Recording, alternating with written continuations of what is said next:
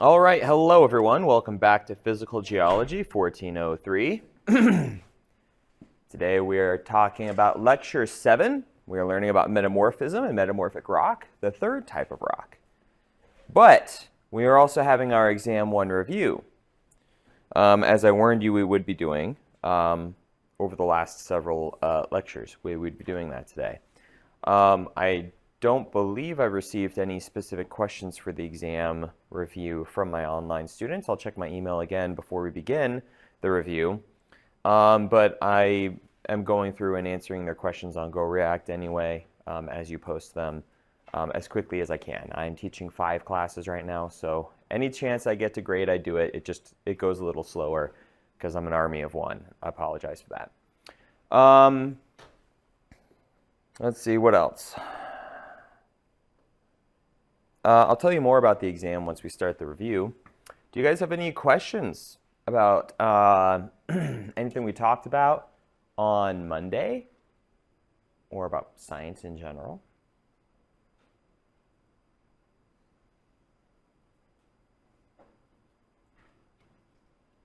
No?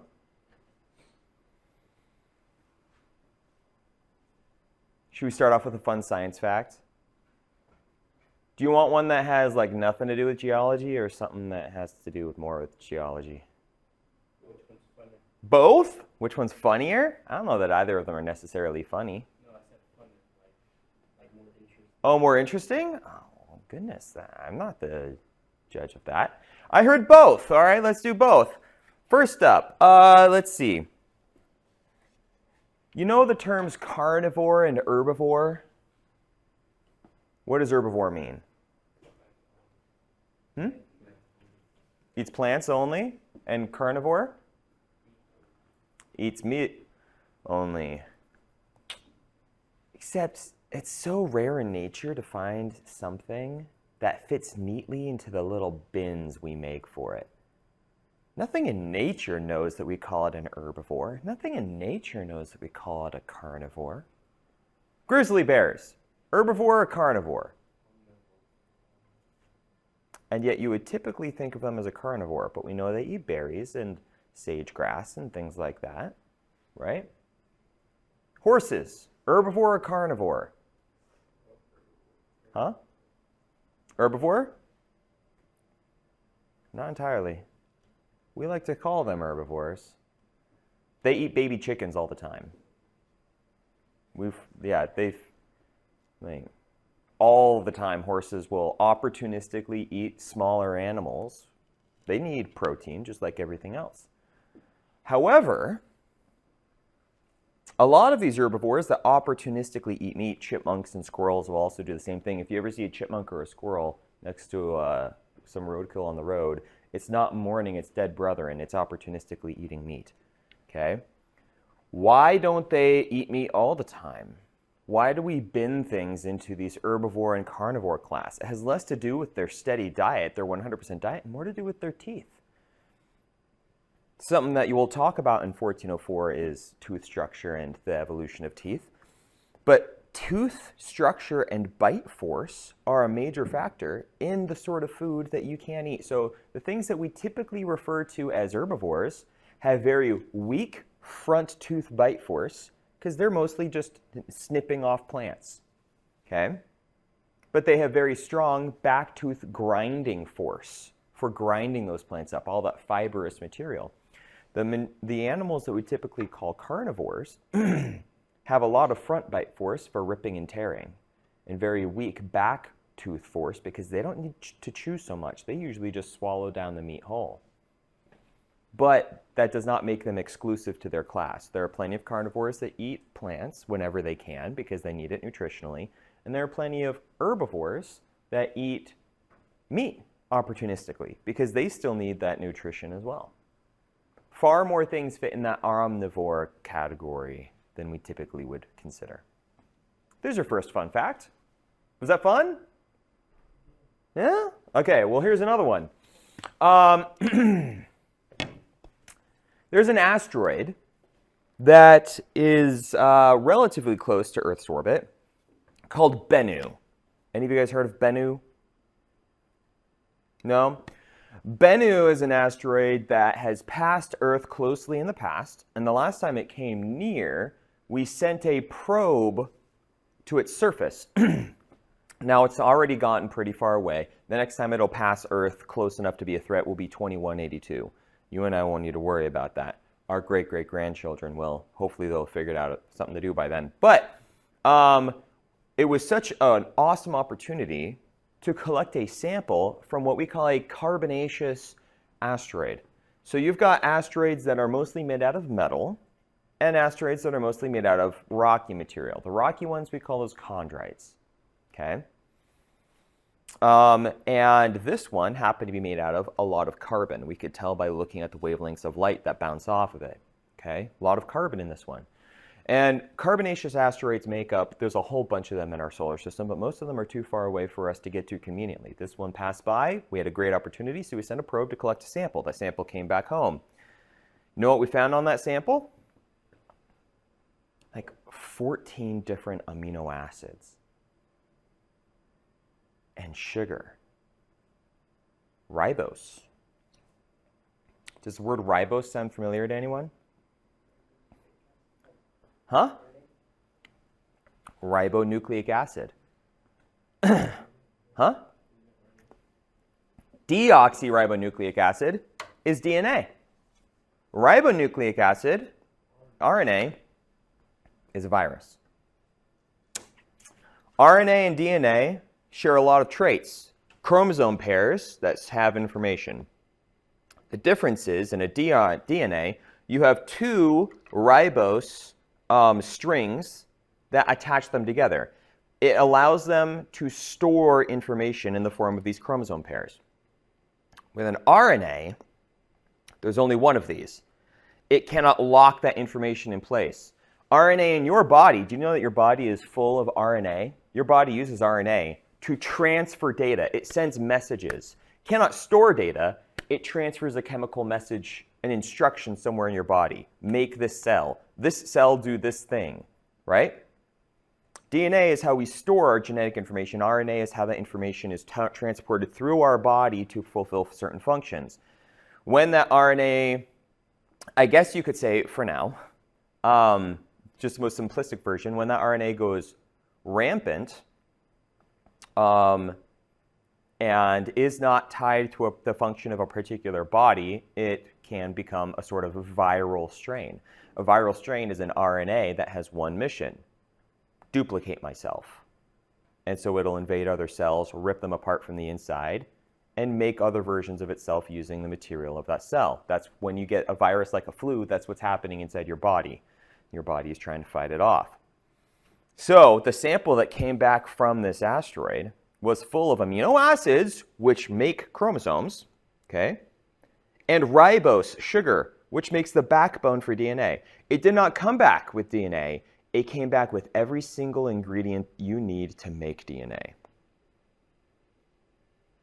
So what does this imply? Well, for one thing, it strongly implies the materials needed for life to begin here on Earth came from those asteroids. Those asteroids landed here, deposited that stuff, adding to the mass of Earth, adding to Earth all of the ingredients that we need for life to begin here. What else does it imply?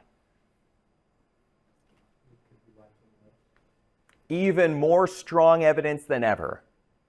Life could be other places, and most likely is.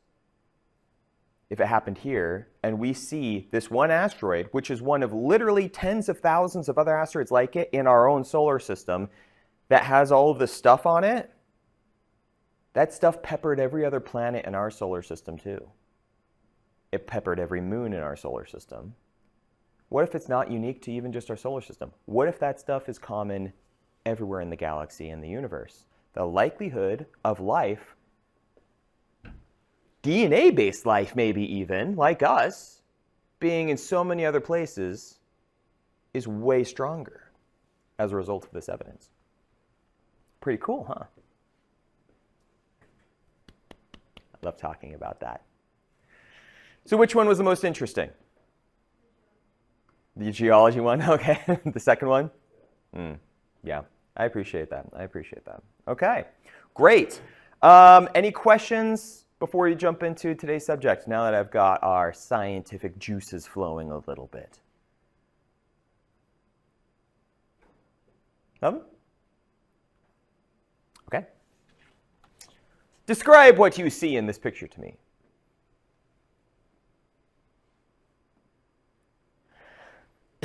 I don't expect you to know geologic terms yet. That's what we're learning today. Just describe what you're seeing.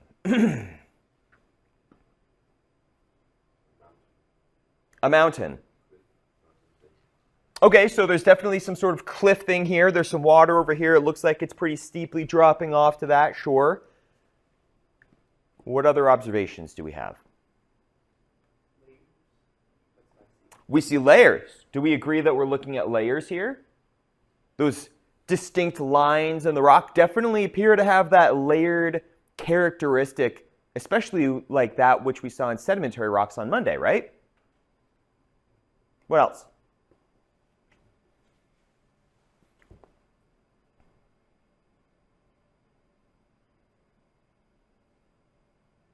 The patterns too consistent to be weathered down. Does that make sense? What? Oh, the pattern? Like the pattern you see in the layers? So, okay, too consistent to be weathered down. So what you're, can I try and reword that and you tell me if you agree? Okay. You see something going on here with those layers, definitely a pattern, but you can't simply write it off to weathering. Is that what you're trying to say? Yeah. Correct. Yes, there is something going on. Can anyone put into words what we're seeing here? Then they put down like, that would be my guess. Well, you're posing a hypothesis about origin. Right now, we're still just observing. What is the pattern? Yeah. So I don't know if this is right? Okay. So I just remember something you taught us. I don't know, maybe a lesson or two ago, and I remember you showing us something. It was like a gift or whatever. It was like it showed it expanding outwards. That's what I kind of see here with this like circular thing. Everything kind of Expanding outwards. yeah.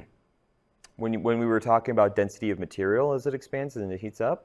I think you were talking about something to do with like the formation of like mountains or something. This is most definitely deformation. What were you just showing to me with your hands? Like this shit. What is this? Put it in words.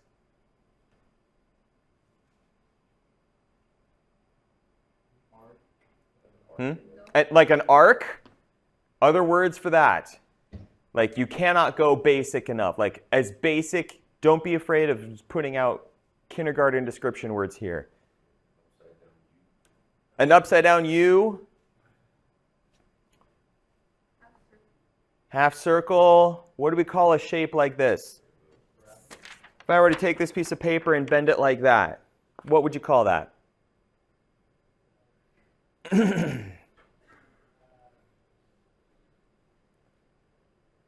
I'm hoping someone just stumbles across the word I'm looking for here. If we throw out enough of them, we'll get there. What am I doing to this paper? I'm bending it. I'm bending it. Does that look like what's happening maybe to these layers of rock? Yeah. This is something we call, you ready for it? Folding. That's the word I was shooting for. We danced around it quite a lot. Folding is the term that we have for this. And yes, it is a form of deformation that occurs through the process of metamorphism. So what do we have here? You are absolutely right. We are looking at pre-existing layers of rock, but something's happened to them that caused them to fold. What will do that? That's what we're learning today. Okay, metamorphism is a change in a solid, a transformation in a solid. Can you think of the word metamorphism in reference to any other object or thing that you might have learned about in the past? Probably early in your school years. Butterflies. Butterflies go through metamorphosis when they change from a caterpillar to a butterfly. Same thing, a transformation of a solid. Why is that definition important? At no point does that caterpillar become a liquid and then reform into a butterfly. At no point does a rock going through metamorphism melt and then turn into a metamorphic rock. If it melted and recrystallized, what kind of rock would it be? Igneous, bingo. So, in order to be metamorphic, it must stay a solid from beginning to end. Okay? So this is going to cause changes in your texture of your rock, the minerals present in there, and because your minerals are changing, it's going to change the overall chemistry of your rock as well. Talk about all of this today. It can be very lightly metamorphosed, where it may even look very similar to the original rock, or so heavily metamorphosed, you would not be able to tell what the original rock was. Okay? Come on. It's unlocked. Yep. I close it, but I don't lock it. Yeah. It'll always be unlocked during class time unless something weird happens with the lock. It's been known to happen, but okay. We're talking about metamorphism. Okay? All right. So this is the part of the rock cycle that we are in now, where metamorphism is occurring, and we end up with metamorphic rock. So what are the causes of metamorphism? There are a few factors which are going to cause our rocks to change. Someone remind me, what is the pattern we have observed so far in geology, in our conversations about geology, that causes things to change? What is happening? What's causing things to change?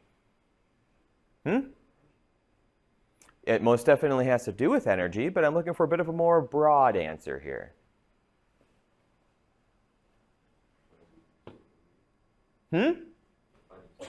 Finding stability. Bless you.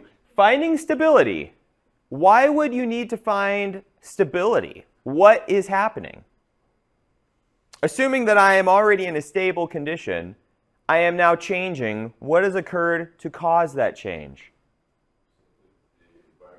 A change in your environment. Bingo. Why do you put on or take off sweaters? Your environment changes. Why does a rock weather? Its environment changes. Why does olivine break down at the surface? Its environment has changed. Why does anything on Earth happen which is dynamic? Stuff changes. Okay? So, what are the things that are changing? First up, we've got heat. A change in heat will cause a change in your material. What does heat do?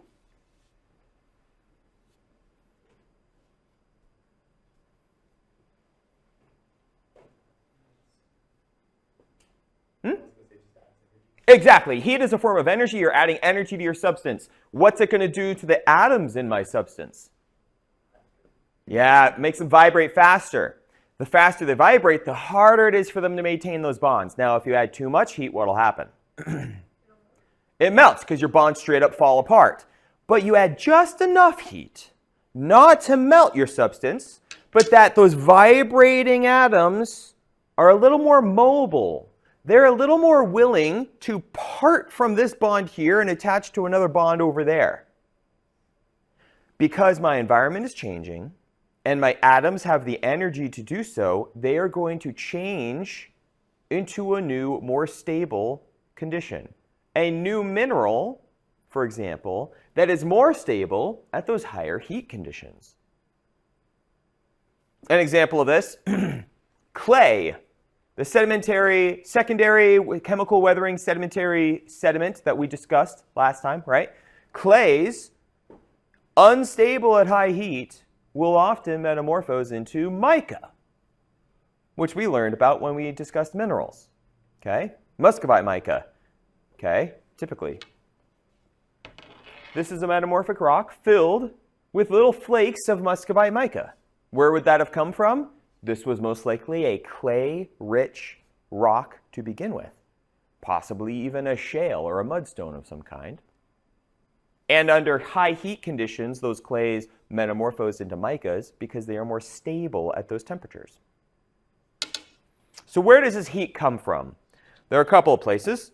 We've got our geothermal gradient. Now, remember from our conversation on Monday when we talked about sedimentary rocks, there was a little thing I told you called diagenesis. Do you remember that word? Diagenesis. I told you diagenesis picks up a few kilometers underground, right? But I told you diagenesis ends when metamorphism begins. That's the definition of diagenesis. Any change that occurs to my sediment after deposition but before metamorphism.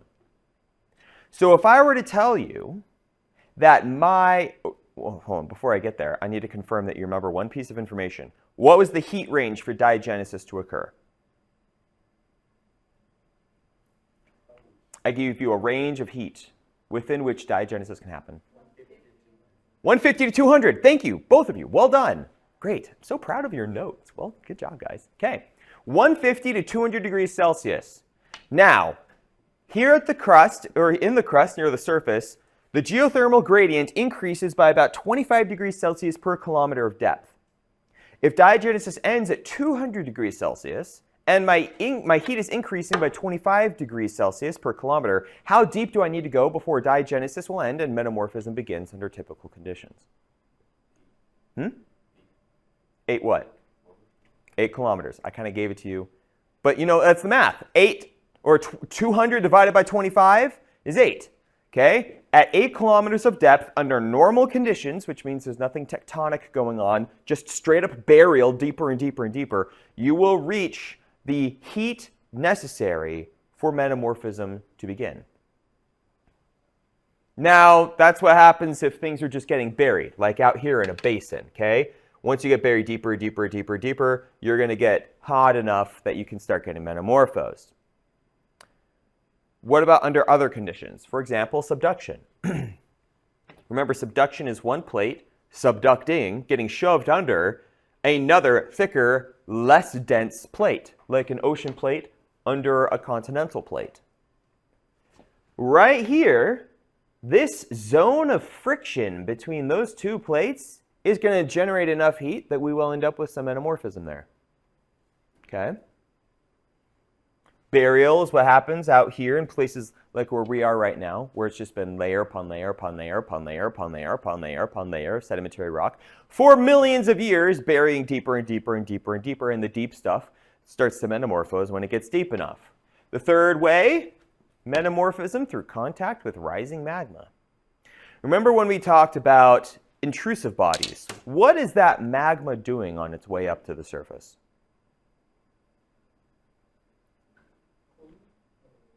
It's definitely losing heat, but what is it doing to the rock around it?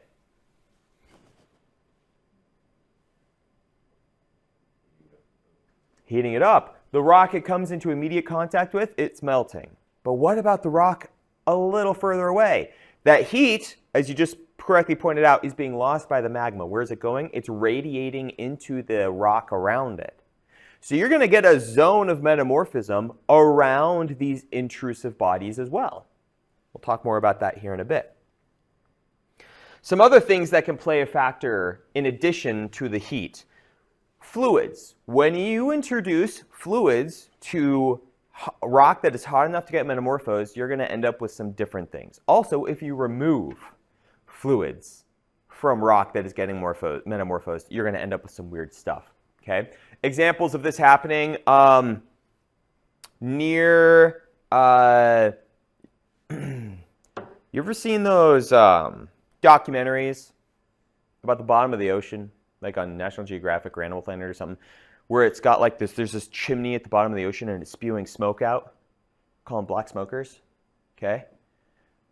It's not actually smoke. That is water that has percolated its way down through the ocean crust, gotten superheated because it's so close to the magma, and that superheated water is dissolving metal out of the newly forming metamorphic rock around that magma. As it dissolves the metal, you end up with some different types of metamorphic rock down below because it is lacking the metals now. And you get metal-rich, boiling hot water that gets spouted out of these black smokers at the bottom of the ocean. How cold is the water at the bottom of the ocean? Ridiculously cold, right? Very, very cold. What happens when you introduce boiling water to cold water? It cools off like this. And what happens to everything in it that was dissolved? Instant precipitation. Bingo. So what you're looking at there is not actually smoke. It's a cloud of microscopic crystals of metal getting blown out of the bottom of the ocean and kind of sifting down to the bottom around it. Okay, we'll talk more about that later. And then also, whatever the type of rock was that you had before is going to dictate the materials that you have to make your new metamorphic rock, typically, unless water is bringing some new ingredients or taking some away. I'm going to use an example here, everyone's favorite to talk about at 10 o'clock in the morning, cookies. Okay? If I wanted to make chocolate chip cookies, I would gather all my ingredients for chocolate chip cookies. You know, I would have butter, I'd have chocolate chips, flour, I'd have salt, I'd have baking soda, I'd have, I think I already said the chocolate chips, and I'd have oatmeal, right? Those are the ingredients I need for a chocolate chip cookie? Wait, no, that's going to make a chocolate chip oatmeal cookie. If I have an extra ingredient, I don't make the thing that I had before or that I was going to make before. So if I take all of my ingredients for a chocolate chip cookie and then add some stuff, I'm not going to have an actual true chocolate chip cookie anymore. By the same token, if I took the chocolate chips away, I end up with just basically a sugar cookie. A chocolate chip-less chocolate chip cookie, right? So that's the same thing that's going on here. Whatever your original material was is going to dictate what you can make out of it into a new metamorphic rock, unless you introduce new factors. Say water brings some chocolate chips to the situation, or cranberries, or something like that, or walnuts, right? That water is bringing new ingredients, and so you end up with a different cookie as a result. That water brings new stuff, and you end up with a different mineral with a different chemistry than what you had before. But typically, you can only make a metamorphic rock out of whatever ingredients you had originally from the parent rock. All right, so that's heat. Heat is our first big factor here. What do you suppose is the other factor that can influence metamorphism? These two words are often combined with each other in my class. We'll usually talk about heat and something else. Pressure, thank you. Yes, there are two types of pressure that can cause metamorphism. The first type is confining pressure. Confining pressure is equal pressure on any given point from every direction. So to imagine this, or to picture this, everyone close your eyes for a second. I want you to just kind of sit there. Can you feel the pressure of the atmosphere on every surface of your body? I sincerely hope the answer is no. You've lived in it for a number of years now. You're used to it. The minute you were born, it might have been a little uncomfortable, but you got used to it pretty quick. Now, close your eyes again and imagine you're at the bottom of a 12-foot deep pool. Just sitting there at the bottom. Do you feel the pressure of the water on every surface of your body? Yes. That is confining pressure. Equal pressure on all of you from the material around you. Okay? So at any given point inside the crust of the Earth, it is experiencing pressure equally in all directions. That is confining pressure. The other type of pressure is called differential stress. This is when you have unequal forces of pressure. Differential stress typically is a result of tectonic activity, collision, or divergence. What happens usually here is at a certain given point, it's experiencing more pressure in certain directions. For example, this sheet of paper. This sheet of paper is a layer of rock. Okay? I am currently holding it flat like this. It is currently experiencing confining pressure. But if I give it unequal forces of pressure in a certain direction, it's going to respond. How's it going to respond?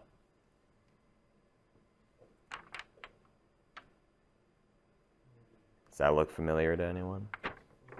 It's folding. Yes! This is differential stress. Unequal forces of pressure. The pressure coming from the left and right in this case is greater than the pressure on it in the up and down. What direction does it deform into, by the way? My pressure is coming from the left and right, but in what direction is it deforming? Up or down. And what direction is that relative to the direction of stress? What do we call the opposite in geometric terms? When something responds, or when something is moving in a opposite direction, or 90 degrees to a frame of reference, what do we call that?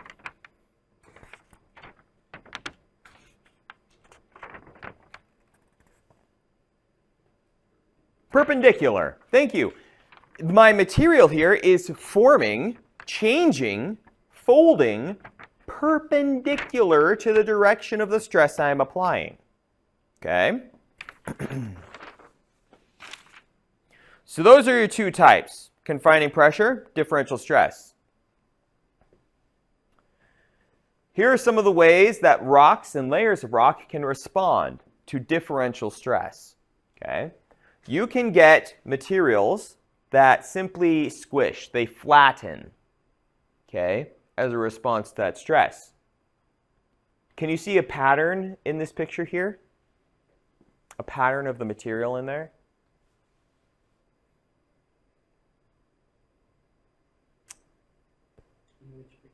This one.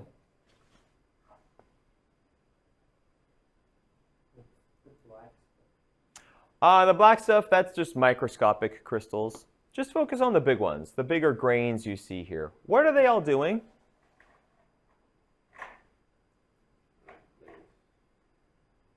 They're not really in layers, but what are they doing that makes it kind of remind you of layers?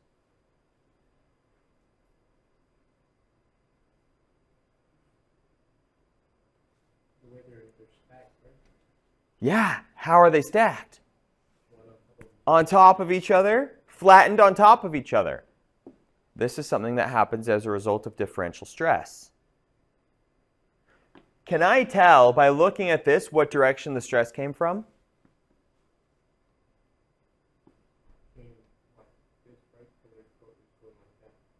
Well, they're flattened like this, which means what direction did my stress come from? Put it in words, Ivan.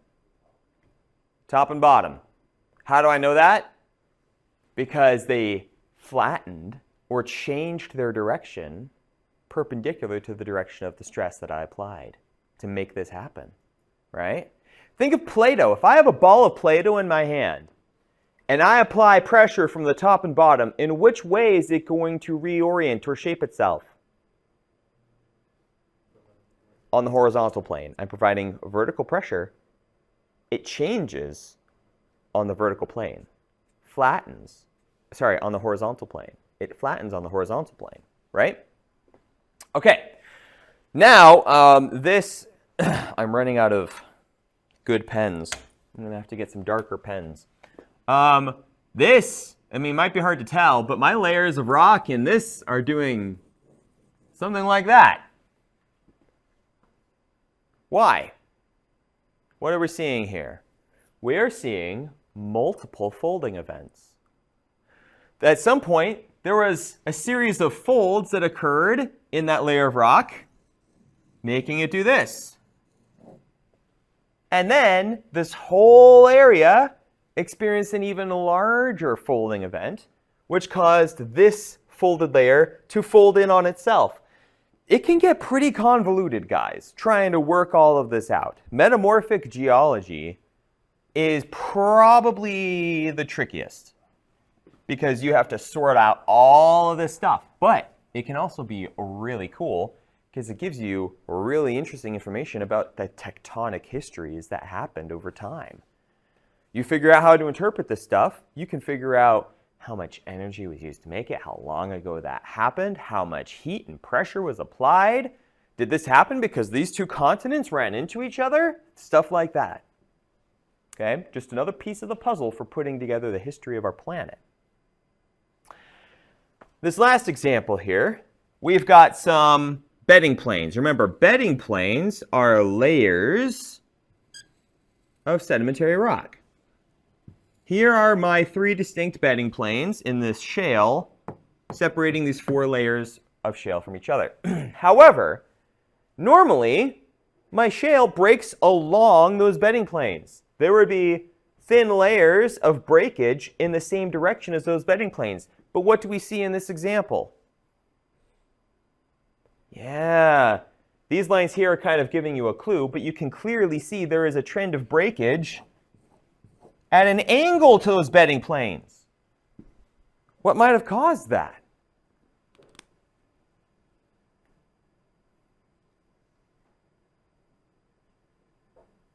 I'll give you a hint. It's the same thing we've talked about for the whole slide. What kind of pressure? Differential stress. How can it do that? Remember, shale is made of clay. Clay are very flat grains of sediment. When they're deposited in these layers of shale, they're deposited flat on top of each other along those bedding planes, which is why shale will break along bedding plane surfaces. But if I were to apply some differential stress to that, how are my clay minerals going to respond?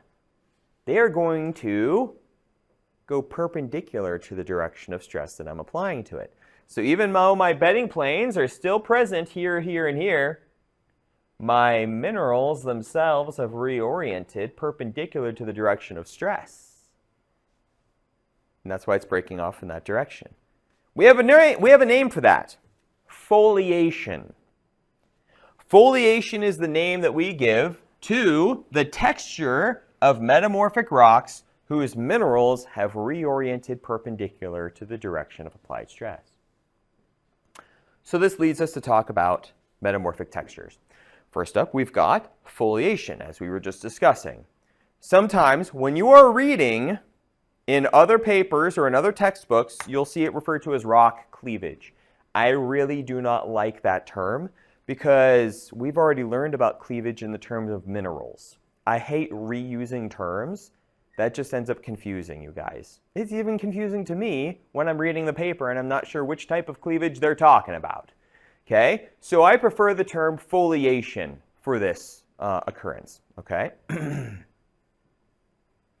there are different degrees of foliation depending on how highly metamorphosed my rock is. Everything from slaty, which is slightly foliated, to gneissic, which is a different, higher intensity degree of metamorphism. Okay. Then we have non-foliated metamorphic rocks. Easy enough to understand. There hasn't been any reorientation of my minerals in those. You get that from confining pressure. You get foliation from differential stress environments, and you get non-foliated from confining pressure environments. And then we have porphyroblastic. Porphyroblastic can be either, let's see, where's my, there it is, can be either foliated or non-foliated. The defining feature of what makes something porphyroblastic is having large crystals grow inside of it after it is formed. Like that. This one has a very large garnet in it. We remember garnets from Lab 1? Yeah? We learned about those. It was on the set. Okay, so that is a porphyroblastic. I'll show you examples of all these different textures here in a minute.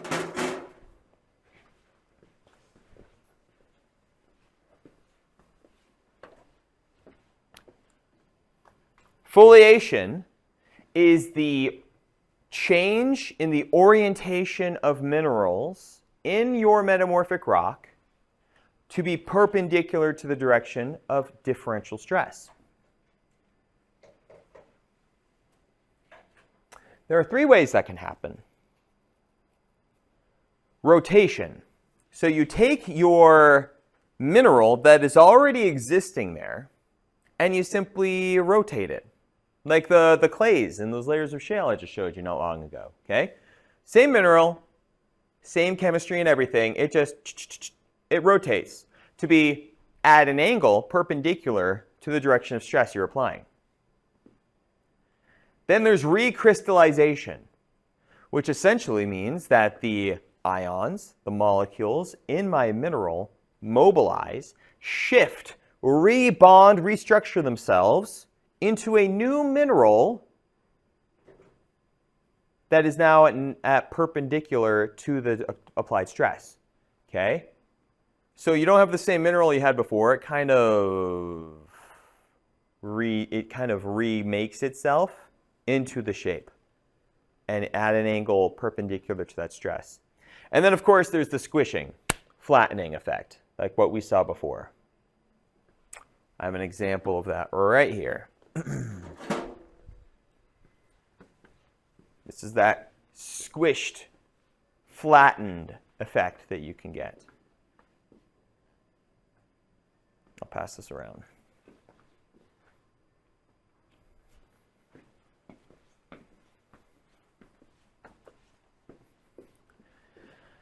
I mentioned earlier that there are different degrees of foliation we can see. This has a lot to do with how highly metamorphosed my material is and what the original parent material was. Slaty foliation is goes along very flat planes. We call it slaty foliation because we find it in the type of rock which we call slate. This is what blackboards used to be made out of. Okay? They would make it out of this stuff. It makes very flat layers that are easy to draw on with chalk. Why are they so flat? Well, that's a characteristic of slaty foliation.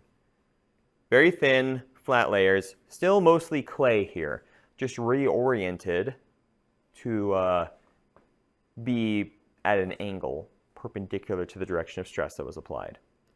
So that is slaty foliation, and this is the rock slate. Easy to remember. Slate has slaty foliation, right? I'll talk more about slate in a little bit, but I'll pass this around just so you can get an idea of the differences between the different types of foliation. Then we have schistose foliation. And to show you schistose foliation, I will pass around schist. I know, how ridiculously simple to name the different types of foliation after the rocks that they're found in. Should make it easy though, right? Schistose foliation is no longer quite as flat. It's kind of taken on this kind of waving, undulating appearance, okay? Kind of like a ripply sort of layer to it, which you can see when you look at it straight on, right? Hopefully it's focusing on that, not on me, okay? But you can always find pictures of this online if you can't find it here, if it's hard to see here. But this is more of a moderate degree of foliation, okay? So you take that shale that has been metamorphosed and becomes slate, metamorphose it even more, you're going to end up with a schist eventually, okay?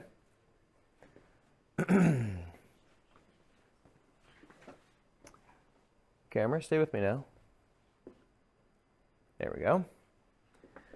Okay, so let's take that and metamorphose it even more. The highest intensity metamorphism is going to make a rock which is called, no joke, gneiss.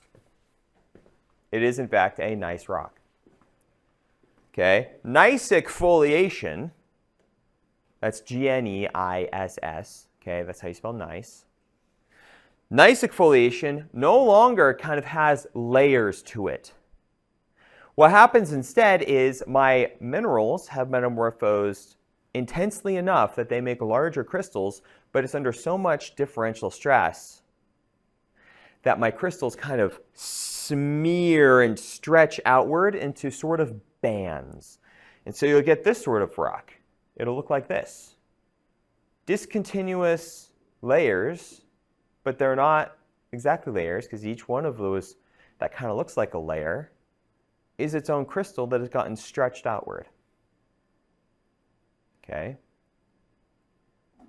That is gneissic foliation, and this is the metamorphic rock gneiss. In that one, that's going to be amphibole and sodium feldspar. All right, non-foliated sedimentary metamorphic rocks. It's very easy to tell.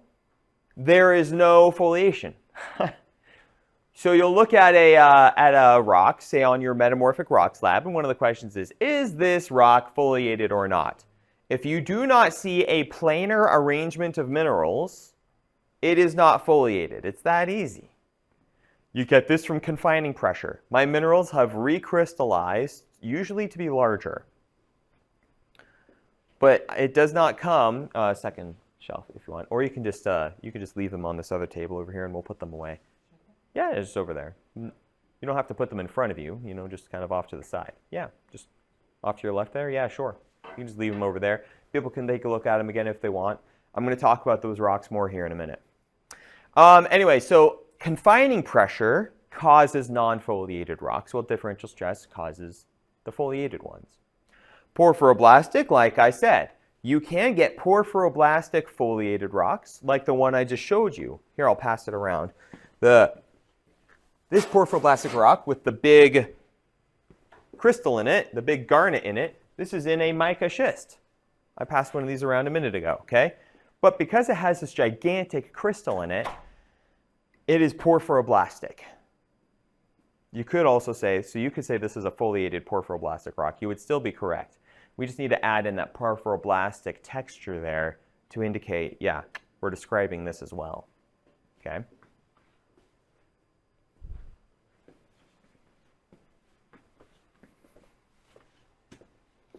All right, so how do you go about identifying metamorphic rocks? Texture is the big one. Foliated, non-foliated, porphyroblastic. Okay.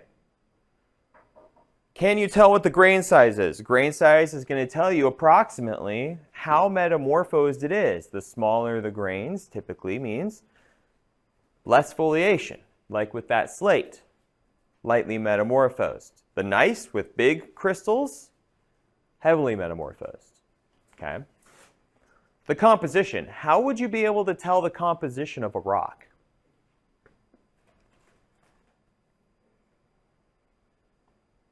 How have you done it for igneous and sedimentary rocks so far?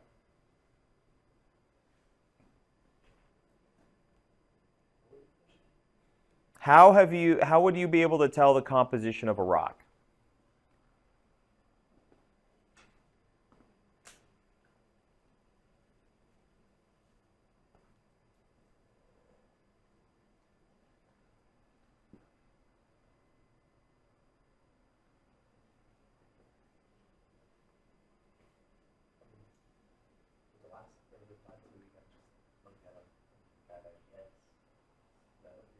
I mean, guessing is always an option, just not a reliable one. What was Lab 1 about? Huh? Learning the properties of what? Lab 1 wasn't about rocks. It was about minerals. Labs 2, 3, and 4 are about rocks, and what are those made out of? So how can you figure out what the composition of your rock is? Find out what minerals are in it. How can you find out what minerals are in it? You can test using the properties you learned in Lab 1. Okay? Composition is a big factor here. Okay? And then using that information, you'll be able to find your rock name. Okay? Simple process. Each lab builds on itself. Hopefully you've been finding out that each lab successively gets easier as you become more familiar with these geologic and scientific concepts. All right, any questions so far before I start telling you a little bit more about the specific rocks? The more common metamorphic rocks? No? Okay. Well, we've got slate. I already passed around the slate. It was the big, wide, flat one. Slate is made from lightly metamorphosed shales and other mudstones, okay? So our clays have reoriented to be flat on top of each other, perpendicular to the direction of applied stress, okay? Just like with shale, the color is going to depend on whatever else is inside of it. Red means iron, green means chlorite, black means carbon, etc., etc., etc. There's all sorts of different colors of slate that come from all sorts of different colors of shale, okay? Then if we metamorphose that a little bit more, we get something called phyllite. Phyllite is more metamorphosed than slate, but less metamorphosed than schist. It is just starting to kind of take on a less flat, more curvy foliation cross-section here. It's kind of shiny and glossy because our clays are transitioning into micas, into those mica flakes. Okay? See that kind of reflection in the light there? And the slight curvature to the foliation planes. This is a phyllite.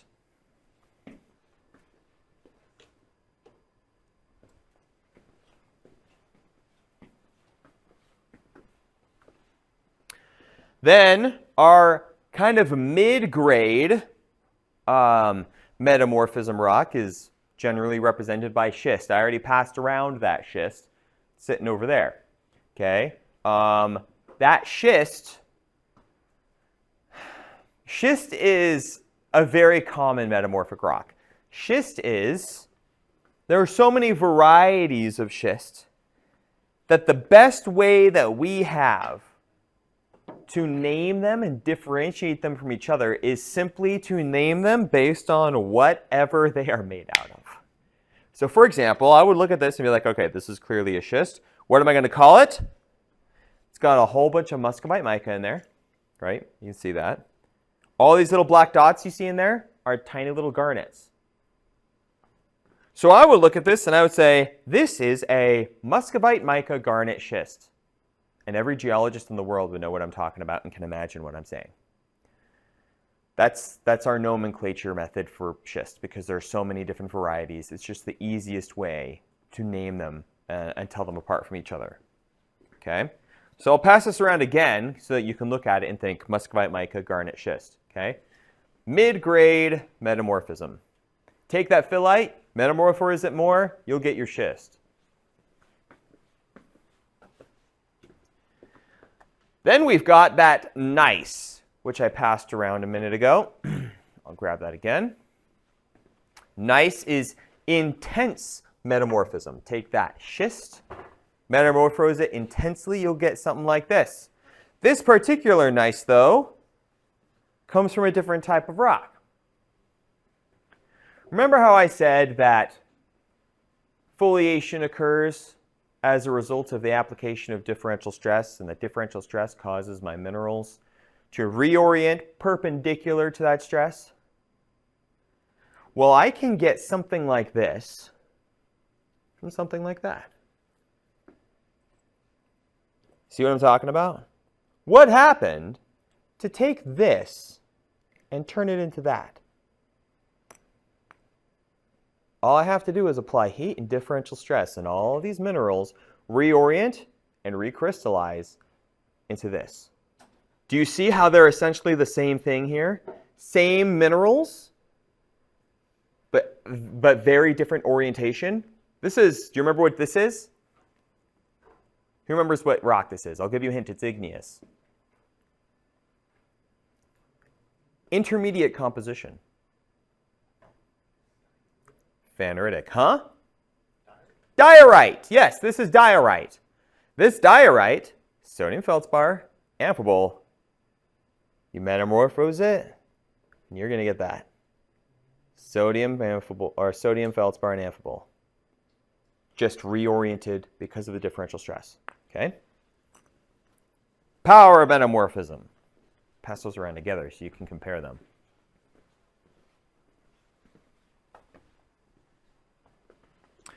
Moving on to non-foliated metamorphic rocks. Some of the more common ones. We've got marble.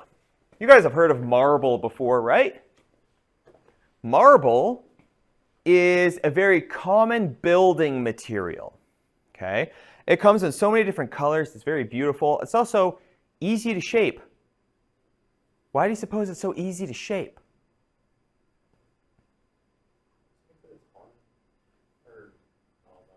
The opposite. It's so soft. Marble is metamorphosed limestone. What's limestone made out of? Do you remember from Monday? Calcite. Yes, calcite has a hardness of 3. Calcite has a hardness of 3, limestone is soft. Limestone is soft, marble is going to be soft. This is just recrystallized calcite. Okay? Very easy to shape, but also not very durable. You get marble countertops or marble flooring and you drop something heavy on it, it's going to crack or chip or shatter like nobody's business. Okay? So it looks beautiful, it's just not great for that. This one's slightly pinkish, but there's so many different varieties of marble out there. I've seen blue marble, brown marble, red marble, pure white marble. I have some pure white marble, mostly pure white marble over here. I go dumpster diving in the countertop manufacturer businesses around here every now and then to see what I can find. That is marble. Pure white marble for the most part. Except down here you can see there's some slight coloration. The coloration comes from any other sediments that were trapped in it while it was limestone. And then when it got metamorphosed, the other sediments give it this unique coloration. And this one, slightly pinkish, probably because there was a little bit of potassium feldspar grains in there when it got turned into marble. Okay? I'm not going to pass this one around, but I'll pass that one around. All these different slabs I have over here on this cart, these are pieces of granite that I snuck out of dumpsters. They were throwing them away anyway. No one's going to care. But I've got a whole bunch of different types of granite here. My hope is I can slice them apart into smaller pieces, like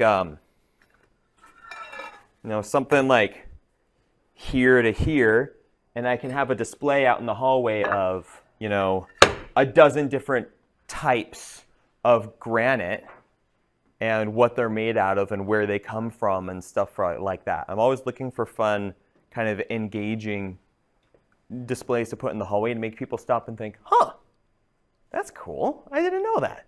That's why I have the animals and those new display cases out there. I'm always trying to capture people and bring them here. All right. Then we've got quartzite.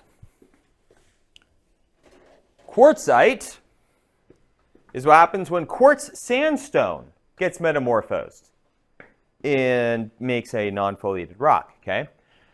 The quartz in my sandstone is going to fuse together and make quartzite. Now, this has all the same properties of the quartz sandstone, all the same properties of quartz as a singular crystal. Just like with quartz and quartz sandstone, it's colored by whatever the heck else is in it. This one's purple, probably because it was a red sandstone. Red sandstone, a lot of iron content. You metamorphose that, it's going to turn purple because it's getting even more exposure to heat and oxygen, okay? So we get this purple quartzite. Every now and then, there's actually going to be little indicators of when it was a sedimentary rock. Like in this one, it's got this black stripe right here running along it in this corner. That's an old bedding plane from when this was sandstone. It's pretty cool. Quartzite, by the way, makes a fantastic building material. Why? Because it's made from quartz. Quartz is hard. They don't have a slide, but I'm just going to show you a few more honorable mentions for non-foliated metamorphic rocks. When you metamorphose conglomerate, you're going to make this really cool rock, which has the most singular, unique name you will ever hear in geology. Like the guy who came up with this name should have, I hope his paycheck was huge that week. Okay? When you metamorphose conglomerate, it makes, drum roll please, metaconglomerate. Did you get chills? Right? Such an inventive name. Wish I could get paid for doing that. Anyways, yeah, metamorphosed conglomerate makes metaconglomerate, and that's what it looks like. It's kind of the same concept as quartz sandstone, where everything's just kind of gotten fused together, except you have the bigger chunks in there because it used to be a conglomerate. Then, what happens if I get a mudstone and I heat it up and I pressurize it, but it goes into confining pressure, not differential stress? Because remember, differential stress plus heat is going to turn mudstones into slate. But what happens if I put it in confining pressure instead of differential stress? I'm going to get what's essentially a baked mudstone. We call this Hornfels. Hornfels is the name. It's more or less a brick. It turns into brick. Okay, like you know how you make brick? You basically cook mud. That's more or less what you're doing with this. Okay, Hornfels is essentially a natural-made brick, but yeah, no foliation, same clay-sized minerals, just cooked. Okay, Hornfels.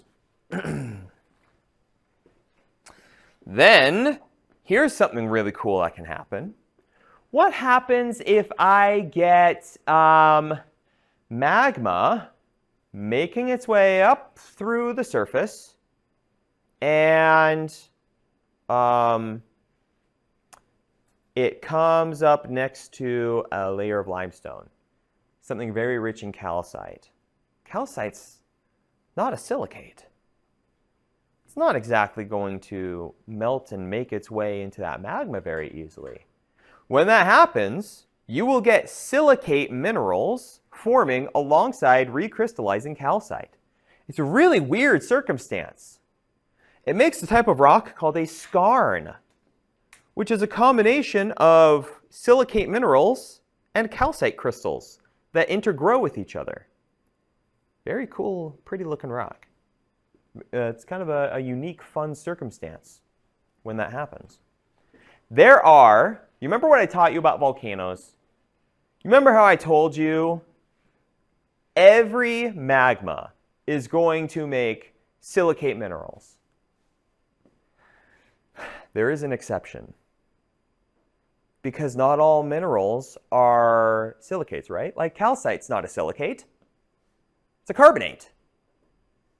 But it's still a mineral. Can't you melt it? Doesn't it have a melting point? Yes. What happens when I get magma made entirely out of melted carbonates? I still get magma and lava. And it's going to cool off and make rock. Just not silicate rock. It's very, very rare when this happens.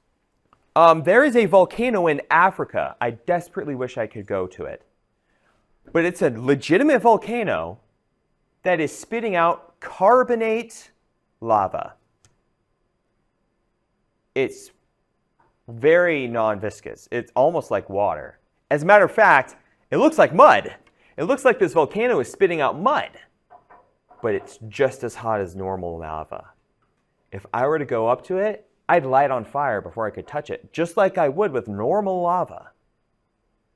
Okay? It's still super hot, but it's not silicate. And so it looks different. You can look it up if you want, carbonate volcano in Africa, but it looks like it's shooting out mud. It's very cool. You have a video? I don't handy. Remind me when we're done with the lecture, and I'll turn off, because if I go and Google it, it's not something that I look up very often for the class, so I'm not sure what would pop up, and I have to be very careful what I show you guys and what I put on the video. So I'll look it up when we're done and I end the recording. Okay? Just remind me. Okay. So let's talk about some of these metamorphic environments. I told you about a rising magma body coming up through the surface and metamorphosing the rock around it, right? That's called contact metamorphism. Contact metamorphism. So I'll get this intrusive body around which is this perimeter, this kind of shell, if you want to think of it like that, of metamorphic rock. Here's an example of that. This is an igneous pluton, so here's my intrusive body. And on top of it is this kind of crown, roof pendant we call it when it's on the top like this, of metamorphic rock. You can clearly tell the difference between the two, right? This one's actually diorite, if memory serves. I believe this picture comes from New Zealand. I believe that's an igneous intrusion made out of diorite. And this, if I remember correctly, is Hornfels. So our magma chamber is rising up through the crust, and it's going to cause changes in the layers of sedimentary rock around it. So here we have shale. Here we have limestone. Here we have quartz sandstone. And here we have shale again. What's my shale going to turn into? Let me preface this. Is contact metamorphism causing any differential stress? Would a rising magma chamber cause any differential stress? No. Why?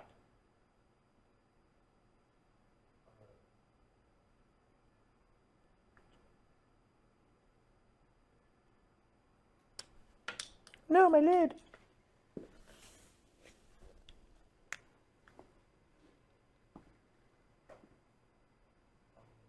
Maybe just because like I think if like if you just add pressure, probably be something to do with like adding on top of it and like pushing down more. But since it's coming from the bottom, it's not like I don't know how to explain it. Like, Is it pushing its way up or melting its way up? Oh, it's melting. Simple solution right there. It's melting its way up. It's not causing differential stress by pushing anything around it. Okay, so no differential stress, only confining pressure. So my shale is going to turn into what? What does shale turn into under confining pressure?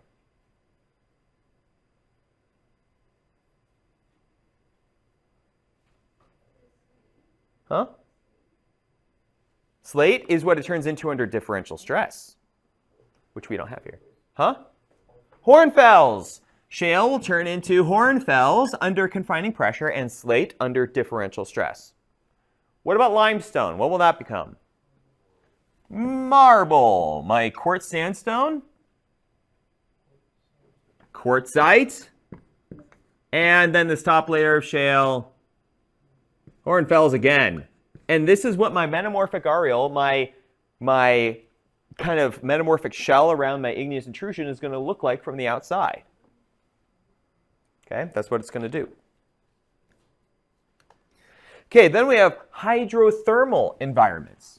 Hydrothermal environment is what I was just talking about happens at the bottom of the ocean, where the water kind of percolates its way down through the thinner ocean crust, encounters where my lava is, or my magma down there, is currently turning into igneous rock. And then the addition of the fluids pulls metals out, dissolves metals out of that newly forming rock, which will cause, well, we call it metasomatism. Okay, metasomatism is what happens when fluids change the metamorphic nature of a rock. So instead of getting like a basalt, I might end up with a talc schist or something like that because metals were removed from the equation by this water. Okay? And all of those metals are going to get spouted out at the bottom of the ocean, fall down in this sort of cloud of microscopic metal that just sits there at the bottom of the ocean. It's very interesting, very cool that that happens. Around these black smokers, by the way, such a cool thing. Here's another tangent for the day. Around these black smokers live organisms, and we're talking miles underwater, by the way, live organisms that in no way, no part of their life cycle require the sun. They do not photosynthesize. They chemosynthesize. As a matter of fact, chemosynthetic organisms, as far as we can tell, were the first living things here on our planet. Photosynthesis, needing energy from the sun, came afterward. Chemosynthetic organisms live around places like this, where there's enough heat and active metallic ions in the ocean that they can break them apart and chemically make the energy and nutrition that they need. Photosynthesis captures light from the sun to do the same thing. Okay? If the sun went out today, after 8 minutes, we would lose light. It takes light 8 minutes to reach Earth from the sun.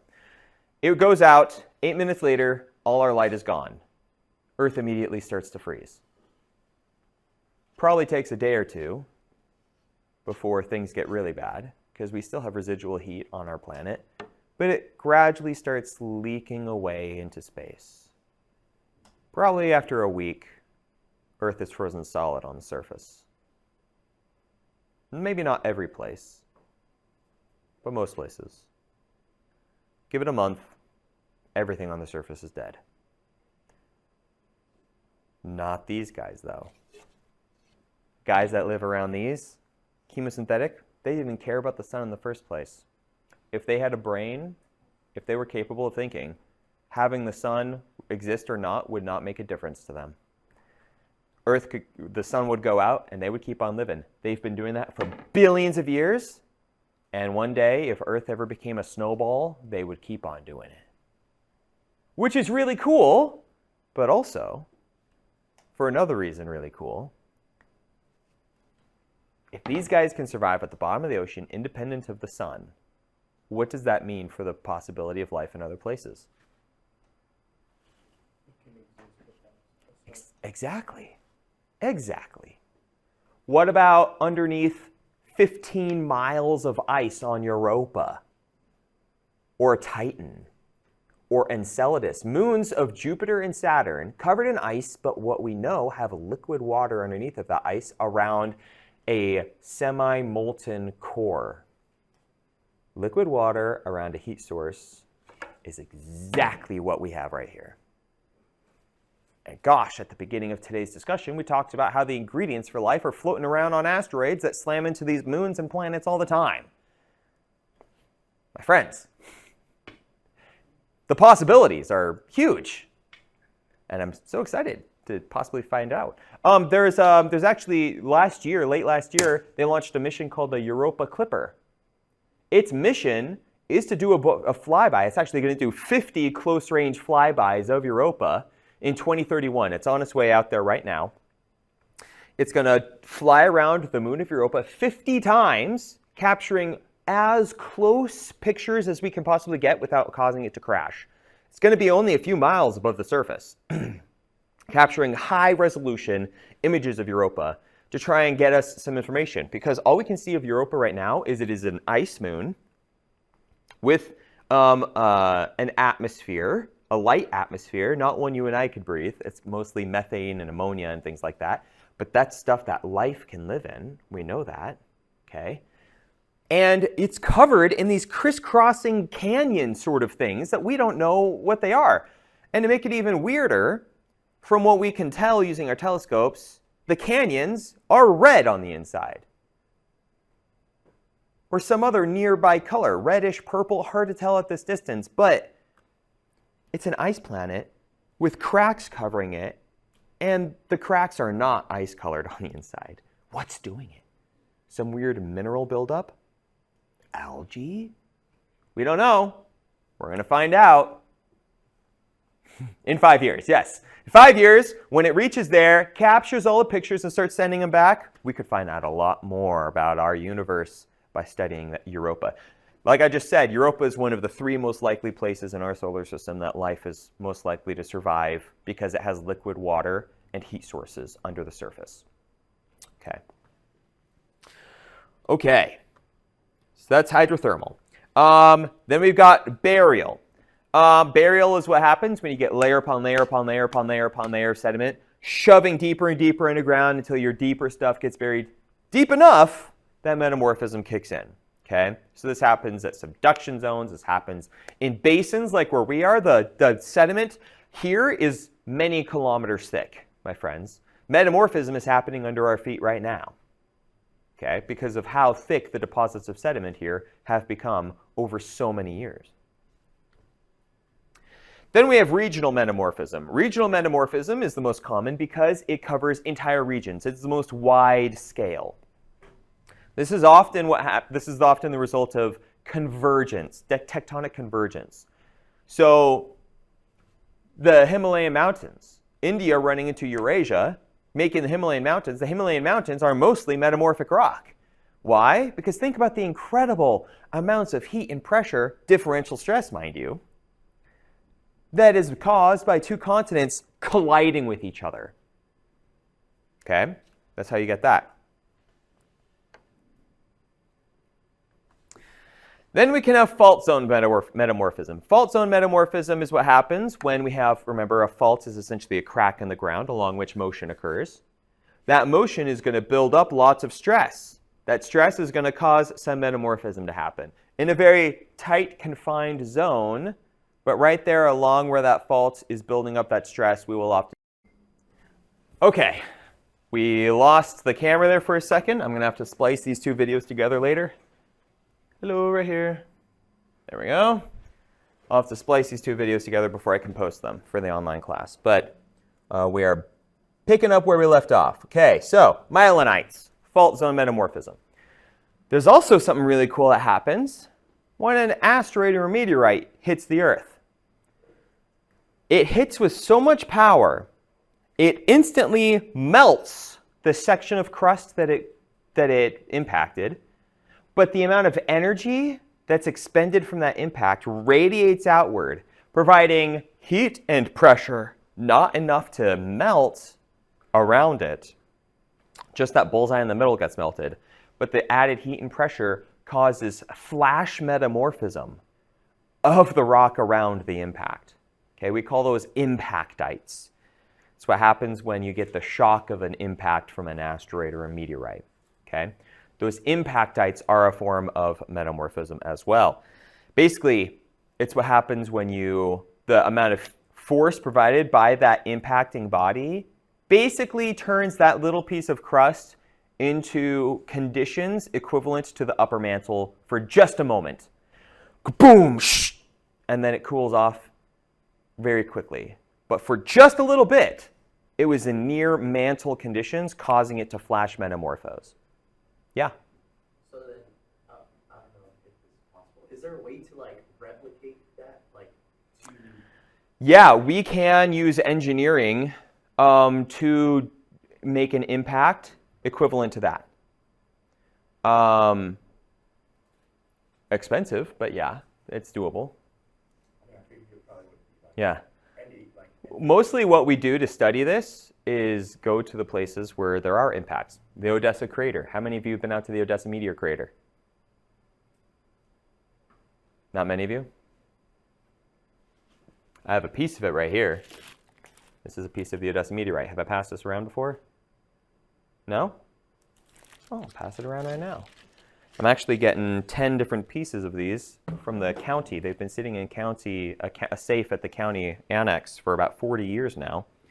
And I asked them if I could display them out here and make a whole Odessa meteor crater kind of advertising / experiential experience over here, and they loved the idea because they're trying to revamp the meteor crater right now to be more of a tourist attraction. So they're going to give me 10 pieces of that. That's just one I got over the break so I could do an elemental analysis using an X-ray fluorescence machine. But yeah, that is a piece of the meteorite that was flying through space for billions of years before it hit Earth 64,000 years ago. how big is the meteor? Well, it's in tiny pieces like that now, but when it hit, it was probably about the size of a small house. Still pretty big, yeah. The ones that are really dangerous, the ones that are a threat to us that would cause some potential extinction level events, like the one that is flying, it's the one that hit Earth that killed the dinosaurs was the size of Long Island, for your reference, okay? The one that's flying around that we're kind of concerned about right now is about the size of a football field. So smaller by comparison, but would still make huge problems. Okay. Have you figured out a way to destroy the meteorites? Can't really destroy them very well. I think I talked about this before. All the movies like to show us blowing them up. You can't blow things up in space. That's not how space works. To blow things up, you need atmosphere. Things blow up here on Earth because you can use the oxygen of the atmosphere to make the fire. Right? There's no oxygen in space to do that. Things blow up here also because of the pressure from that explosion. The pressure wave from an explosion creates a lot of the damage from that explosion. There's no atmosphere in space, so there would be no wave. So you blow up like a TNT or a conventional bomb in space, the bomb's literally just going to fall apart. It would have zero effect. The only thing that could really potentially work is kinetic force. Even a nuclear weapon in space has very limited effect. The most it would do is partially melt whichever surface of the asteroid you're hitting with it, which would work if there's ice. If there's ice on that side, bombarded with radiation from a nuclear explosion, instantly flash vaporize that ice. That ice basically propels the asteroid in the opposite direction as it flash vaporizes because of, laws of motion, right? For every reaction, there is an equal and opposite reaction. So if your ice, it turns into steam and blasts out this way, then your object is going to go in the opposite direction, okay? But there's no ice on this monster. So kinetic force is really the only option, basically shooting it with a gun.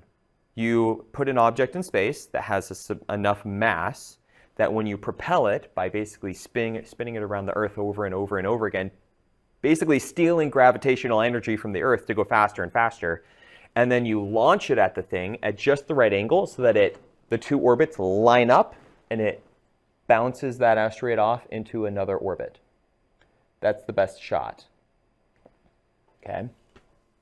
They call those darts.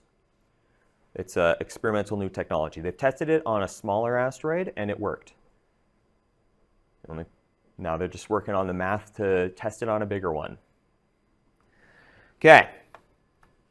Now, when you get the same layer of rock that is metamorphosed more and more intensely, the same layer of rock can turn into different types of metamorphic rock. So if we have one layer of shale out here in the foothills of my mountain range, it's going to be slate.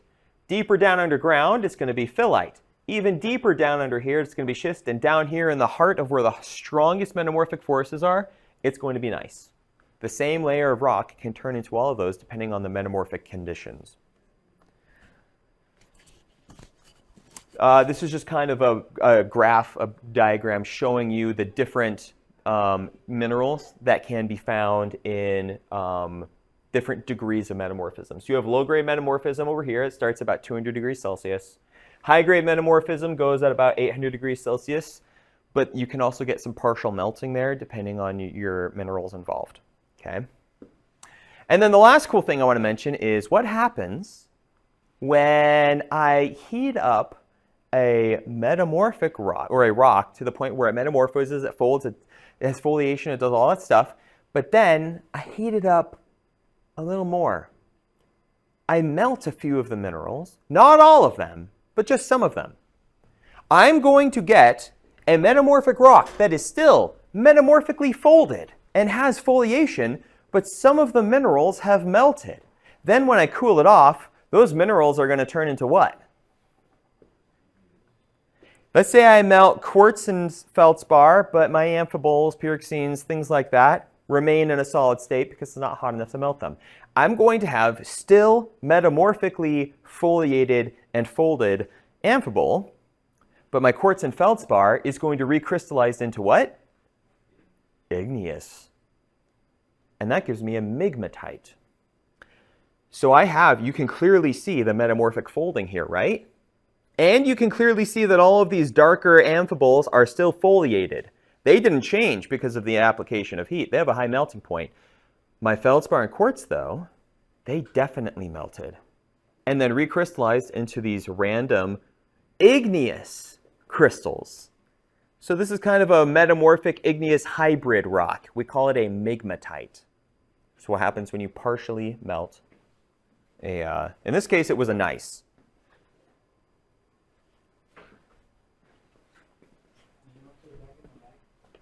I'll put the rocks away in just a minute.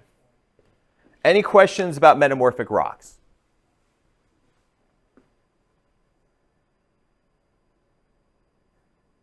No?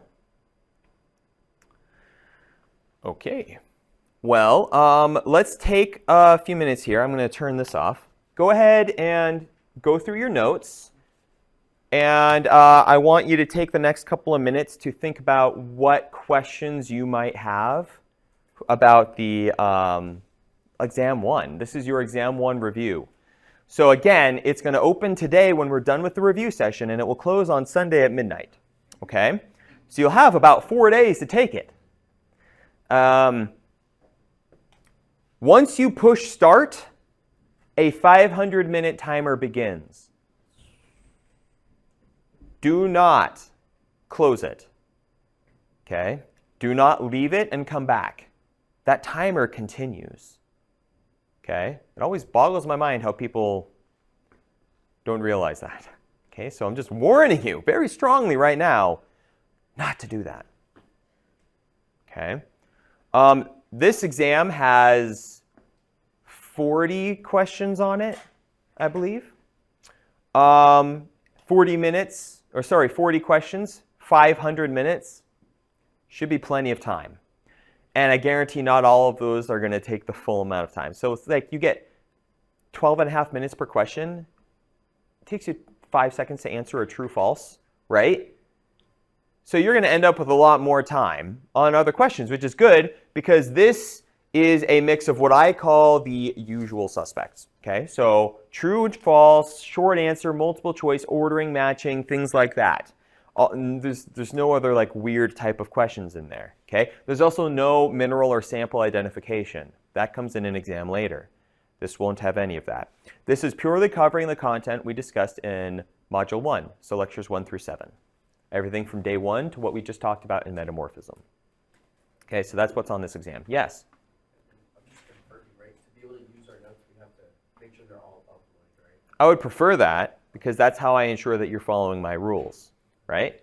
The alternative is you turn in everything at the end and then find out that you didn't follow one of my rules and I don't count those notes as extra credit. If you turn them in as you go, I can make sure that they are following the rules as we go. And you get an opportunity, if you slipped up somewhere, to fix it and get the extra credit at the end of the term. Okay. I think that's all of the statistical information I have about the exam. Just have one retake on the exam? no retakes. No retake? There are no retakes on the exam. I let you redo as many of the other assignments as you want because labs, discussion boards, things like that, those are all formative exercises. Those are for learning purposes. You can do those an infinite number of times, and I will keep on grading them because I know you're learning as you do it. Exams are summative assessments. They are a way for me to gauge how you have learned so far in the class. So there are no retakes on those. Okay? Please take them seriously. Do your work. Keep up in the class. Keep up with your notes. Okay? Do everything you can to succeed here. What else?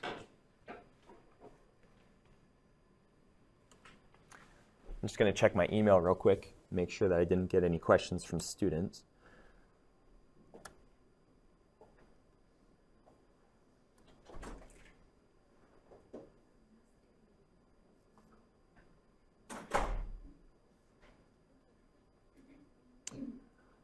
Yeah, I didn't get any questions from students specifically about the exam review.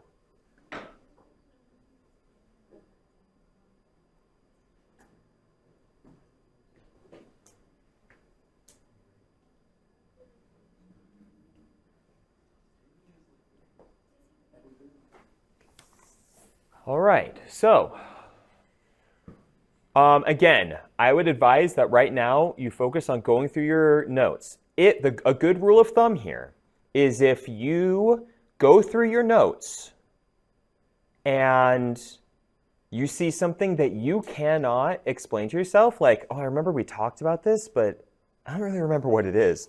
It's a good indicator. We should probably address it here. Okay? Yeah, you really want your notes to be the most reliable resource possible because you can't use AI, you can't use textbook, you can't use online resources. I mean, you can try, but there's always at least one every semester who I have to fail their first exam because they tried doing that and I caught it. So don't risk that I would catch that, okay? I have ways of checking it. Yeah, so please take this time to prepare. I need to go grab my water bottle. I'm kind of parched. So I'm going to pause this, but I'm going to come back in a minute, and whatever questions you guys have, I'm going to restart this to address. Okay, so our first question wasn't really a question, but you said you're still kind of confused about what cleavage is, mineral cleavage. Absolutely happy to answer that. Mineral cleavage, the definition I gave you is The manner in which a mineral will break based upon its internal atomic structure. Remember that a mineral is a repeating pattern of chemical bonds. So oxygens, carbons, uraniums, all of the things on that periodic table are going to try and bond with each other, with the exception of the noble gases, but you know what I'm talking about, okay? They're going to try and bond with each other, and as they do so, they're going to make either gases, liquids, or solids. When they make solids, that's when we're talking about minerals. So they make a solid structure. That solid structure is going to keep adding to itself. The same pattern of bonds is going to attach to this crystalline structure, making a larger and larger and larger and larger object, which is what grows into the crystals, the minerals that you and I see and observe with and play with on our labs, okay? Not all of those bonds are equally strong, though. Some are going to break before others when stress is applied. The ones that break first and easiest are going to break along the same direction throughout the entire mineral, because I'm talking about the exact same sequence of chemicals. All of these chemical bonds are repeating throughout the entire structure of the mineral because it built itself up, right? So it's going to break in the same direction because all of the bonds in that direction are equally weak. That's what cleavage is. So when my mineral breaks along a certain flat plane, that is where the weakest bonds are. Okay? That's what cleavage is. So how would you see cleavage? You're looking at a broken mineral and it breaks along flat surfaces. Cleavage is when your mineral breaks along flat surfaces. So like if I were to hit a mineral with a hammer and it breaks into a bunch of flat-sided pieces, it has cleavage, obviously. So then if it's not flat, then it wouldn't be cleavage? Non-flat surfaces are not cleavage planes. Yeah.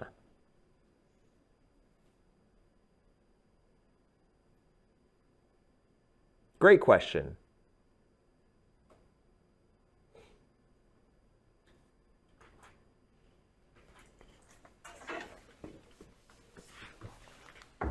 Yeah. What else we got?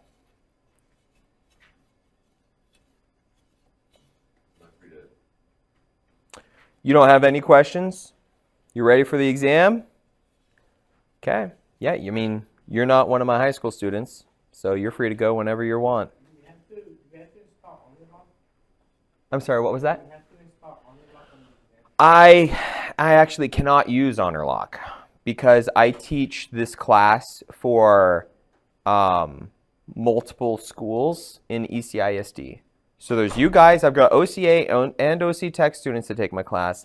I also have students at UTPB STEM Academy and New Tech High School that take my class. And I need to be able to provide the same exam to everyone, which means that I can't use HonorLock because ECISD and those other schools, their firewalls will block it. I look forward to the day when I can use it, but I cannot at this point in time. Which is why I have to use other things to prevent cheating, but here we are.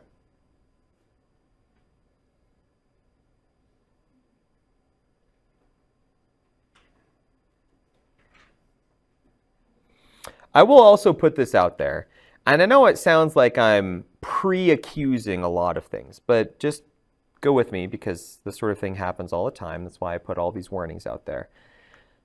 If at any point you send me an email and say, hey, I'm so sorry, my time ran out for the exam, I'm not going to reopen it for you because you have been warned about how long you have to take it.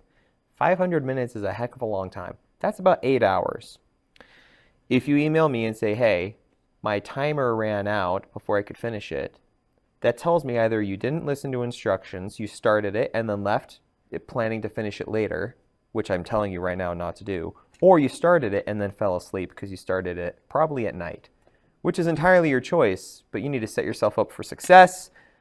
Don't start it at like 11 p.m., right? Start it at like 8. with the goal to finish by 11 or something like that. Set yourself up for success. Because I can see, I don't know if you guys know this, I can see everything you do on Blackboard. Every item you click on and when you clicked on it, every assignment you opened, every time you left Blackboard, every time you came back. It's all recorded in an activity log. So whatever, I mean, sure, we'll call it an excuse you might have for why you weren't able to finish an exam that I have been very generous in giving you plenty of time for. I'll be able to back up whatever it is you're saying happened or didn't. So I'd rather not have that situation. Please set yourself up for success by planning to take it at the best time possible for you. Okay?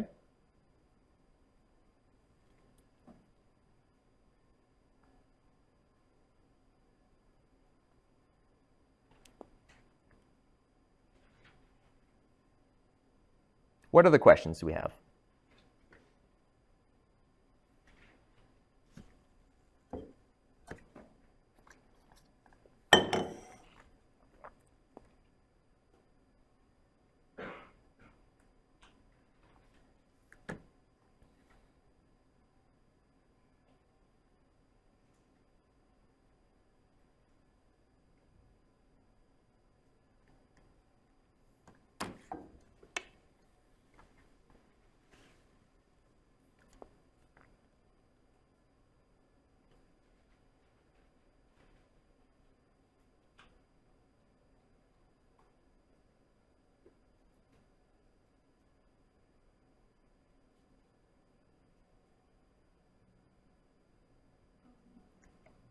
Silicates and feldspar, are they like minerals or like categories? Feldspar, okay, so silicate is a classification of mineral. A silicate mineral is one which is based around the silicon tetrahedron. You remember learning about that? Great. Non-silicates are not based around the silicon tetrahedron. Feldspar is a silicate. Okay, so feldspar is a mineral in the silicate category because it is built around silicon tetrahedrons. An example of a non-silicate would be something we've talked about a lot today, calcite. Okay, calcite is a non-silicate.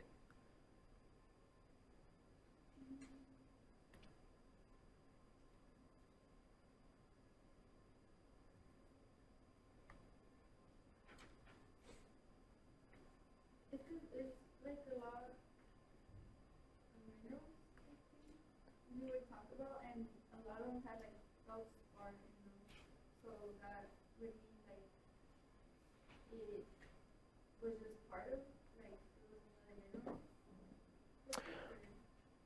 So just for clarification, are you talking about a lot of rocks that have feldspar in them?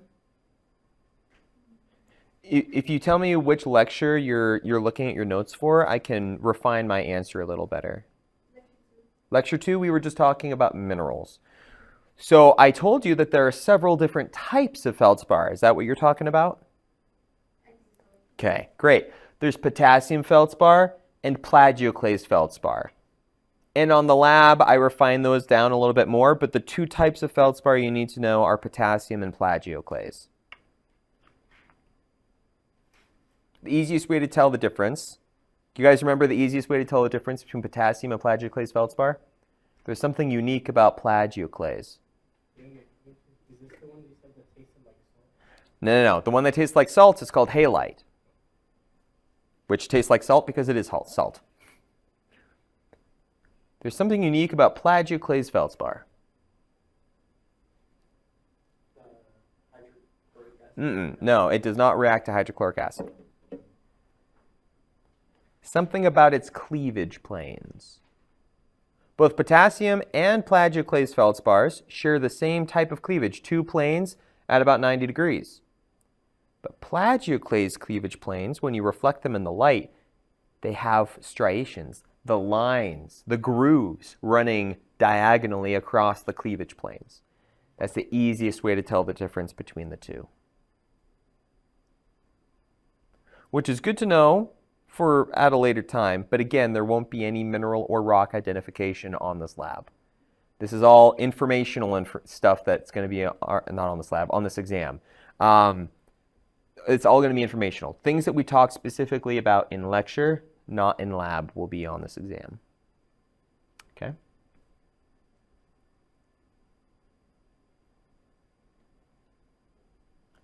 Genesis, how you feeling about the exam?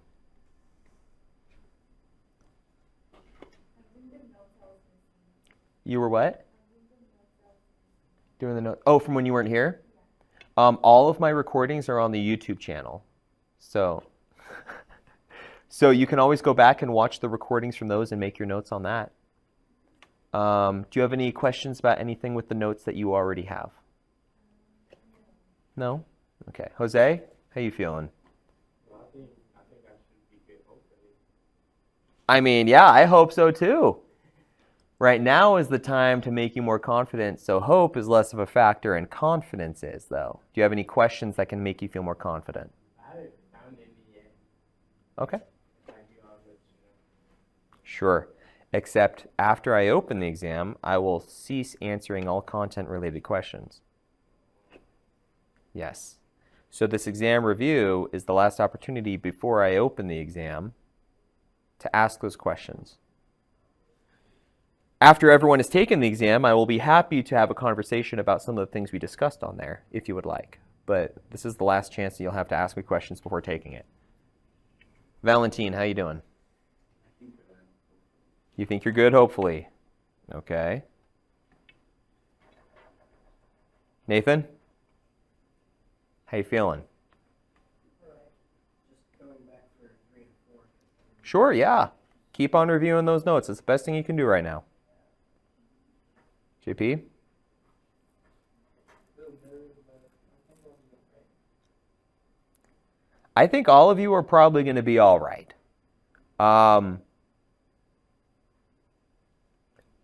If anything, let me walk you through some scenarios here. Best case scenario, you do better than you think you will right now, and you're going to walk away happy from this exam. Worst case scenario, you don't do as well as you hoped you would. What's the moral of that story? Stronger notes and more questions, which for me is going to be a win. Because let me tell you, I'm a scientist and an educator, but I'm also a scientist. So your goal is to leave my class with a good grade. My goal is for you to leave my class understanding. Your grade is not my priority. That's yours. My goal is sharing the information that I am an expert in so that you can become not an expert, but knowledgeable in it. That's the relationship we have here. I got a question. Yeah. What were the words, like, the words that you wanted us to define in our notes, like the big ones? Though, like the ones that I said are very important, but I need you to know word for word, that's a great question. The first one was, Geology?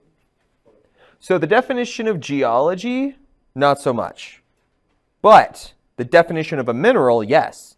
A mineral is any naturally occurring inorganic solid that possesses an orderly crystalline structure and can be represented by a chemical formula. I really emphasize the word solid there for a reason. The biggest thing that slips up students when they're writing that definition down is they say substance. Substance is a very generic term. You put in naturally occurring inorganic substance, and all of a sudden, more things can be a mineral.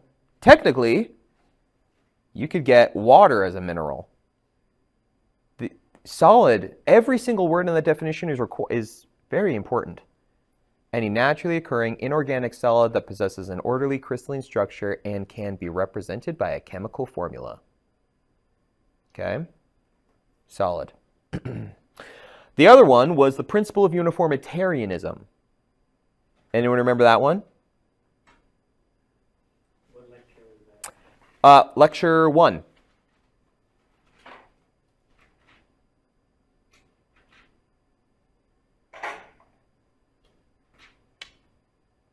Isn't it physical, chemical, and biological laws that operates today also operated in the geological past and will continue to operate in the future?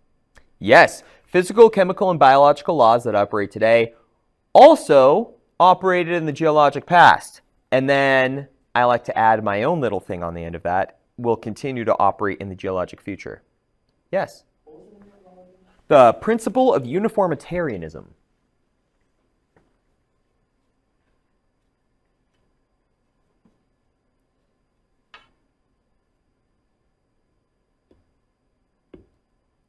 Great question, Jose.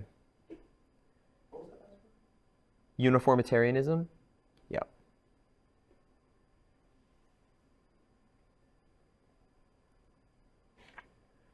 There are other definitions that I told you about, like what Bowen's reaction series is, definition of cleavage, things like that.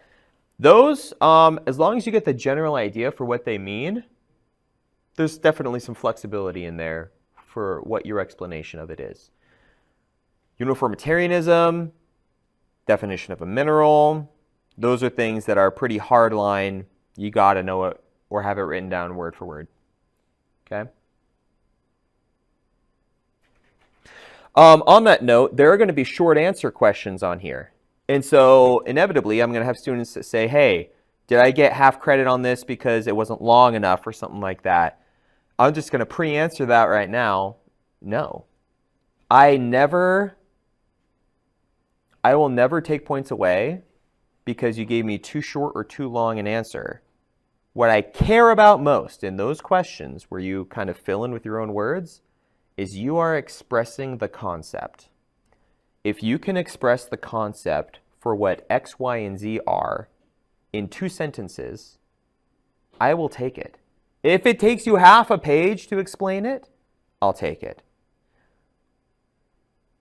Some people are not as great at expressing themselves in short format. It's not fair for me to hold that against you. This isn't a technical writing class. This is Geology 1, you know? So I can't expect you all to be technical writers, but I do expect you to be able to reiterate the concepts to me in whatever format you need to do that. Okay? Yes? On this one, I believe that there are 9 short answer questions of the 40. I want to say it's 40. I always confuse myself because I've got 40 in one and 45 in the other. So it's either 40 in exam 1 and 45 in the final, or 45 in exam 1 and 40 in the final. I feel like it's 40 in exam 1 and 45 in the final. So this is basically our midterm, right? Yes. Yes, this is the end of week 4. So this is the midterm. I have it separated like this because it didn't make sense to separate module 1 into additional exams, right? So you're not getting your first exam until now, making it the midterm, because it didn't make sense to divide module 1 in half. From what I remember from my other college classes, I think we have to do like a project or so, or we also gonna have to do that here? No. So a project as a requirement is dependent entirely upon whoever makes the curriculum for your course. I made the curriculum. I made the geology program here myself. So I do not have a project included. I've played around with it in the past over the last 5.5 years I've taught here. But in the end decided while it's valuable, not required at this level. Now, if you were getting a degree in geology, I would definitely, and then you came up to me and said, hey, is there an opportunity for me to do something extra on the side as a project? I would definitely consider it. You guys don't need to. It would just be unnecessary work because none of you are going into geology. So I don't have you do it. Does that make sense? Great. What other questions? Thank you for that question, Genesis. What else?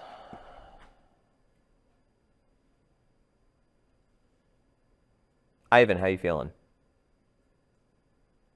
Wiffle waffly? Yeah. So-so? That's technicality. Still good enough with my notes. Fair enough. Yeah. Well, like I said, the worst thing that can come out of this is you get an idea of how to improve your note-taking strategy.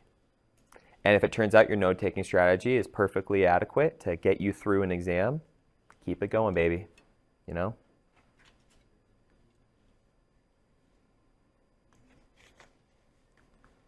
It is 11:30 at this point.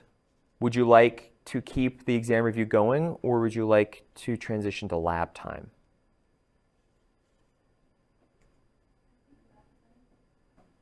Would anyone else like to continue reviewing your notes to see if you want to ask questions? Are